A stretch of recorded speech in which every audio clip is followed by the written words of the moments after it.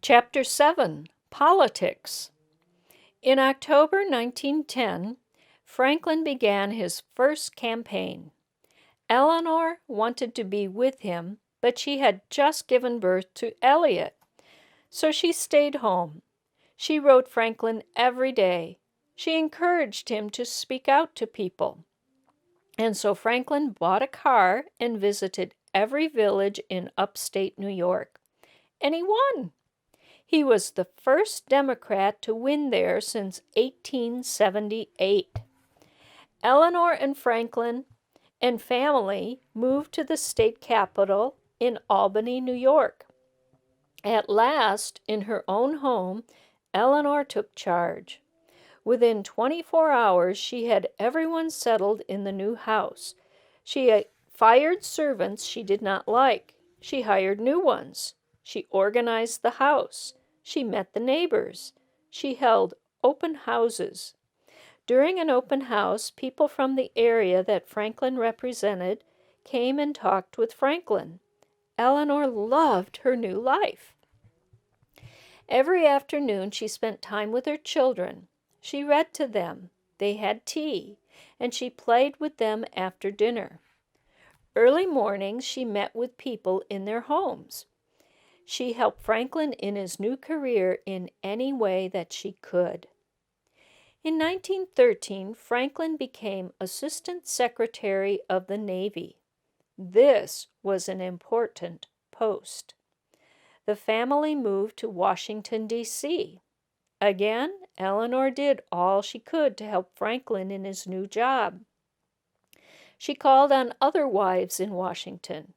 She listened to Franklin's speeches and gave advice on them. What's more, he listened. Franklin valued Eleanor's opinions. They made a good team. People reminded Franklin that Eleanor's Uncle Teddy had once held his new job, and Teddy had gone on to be president. Maybe one day Franklin would too. During their time in Washington, Eleanor learned to be the perfect political wife. She gave parties for over 200 people. She spoke many languages. People said that with her tall, thin figure and her thick hair piled up on her head, she looked like the perfect Gibson girl. Even Sarah admitted that Eleanor had never looked or sounded better. In the 1890s and early 1900s, people wanted to dress and look like the illustrations that they saw in popular magazines. One famous illustration was the Gibson girl. Charles Dana Gibson created the Gibson girl. She was described as taller than most women, full of spirit and independence. She wore her brown hair piled high on her head. She looked like a well-bred young woman. Eleanor and her friends tried to dress and look like Gibson girls, but for Eleanor, fashion never was as important as for some. What interested her most were the issues of the day. The United States entered World War I in 1917.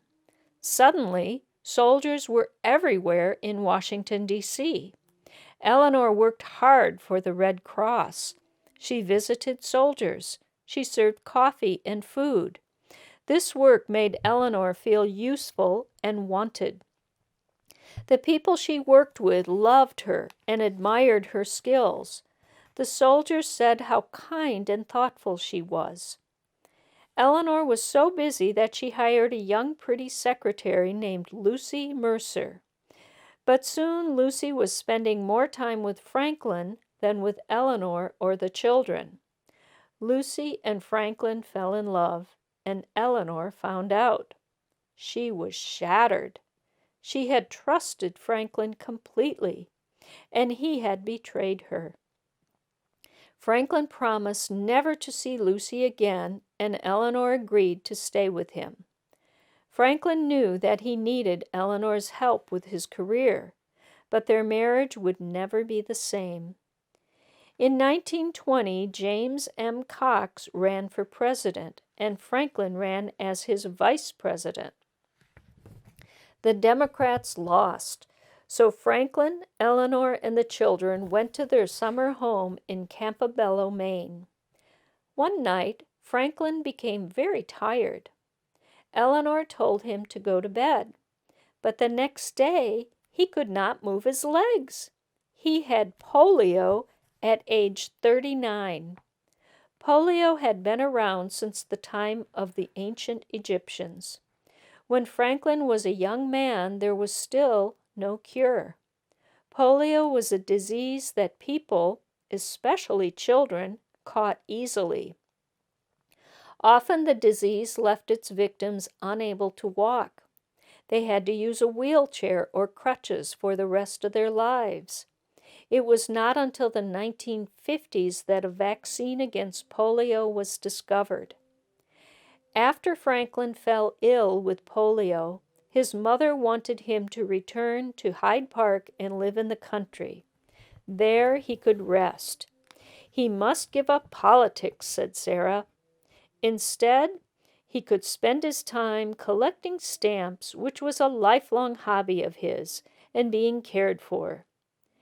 Eleanor, for the first time, said no to her mother-in-law. She did not want Franklin to become an invalid. He had important work to do.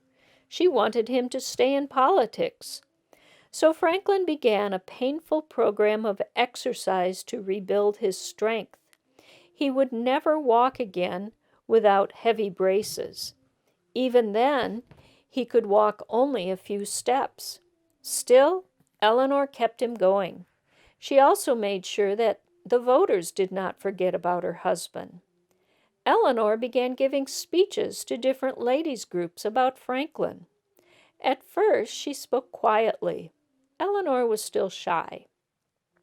But by 1928, Eleanor Roosevelt had become a wonderful speaker and a respected member of the Democratic Party. Because of Eleanor, political leaders remembered Franklin. By the 1920s, the Roosevelts' daughter Anna had married. The boys were away at college or boarding school.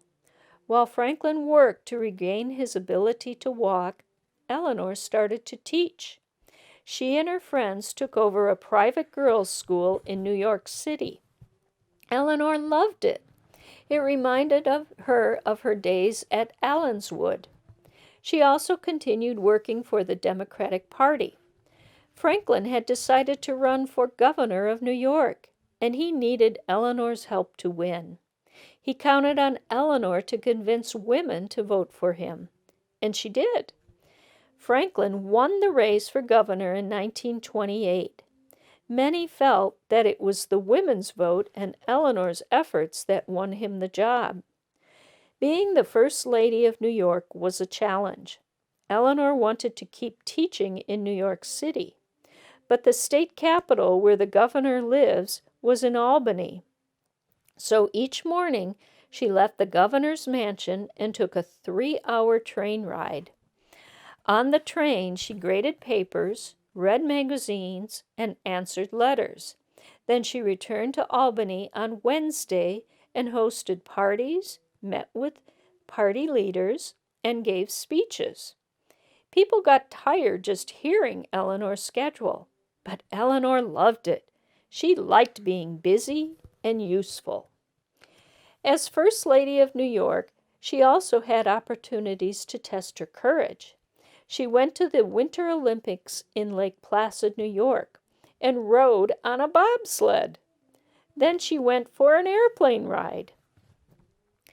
It was difficult for Franklin to get around, so Eleanor became his eyes and ears. She toured prisons, hospitals, and homes for orphans and the mentally ill. She told Franklin about what she saw. Franklin then wrote laws to help the less fortunate. In 1932, Franklin Roosevelt ran for President of the United States. He won. On March 4, 1933, Eleanor Roosevelt became First Lady of the United States. She was 48 years old. She was scared. What kind of First Lady would she be?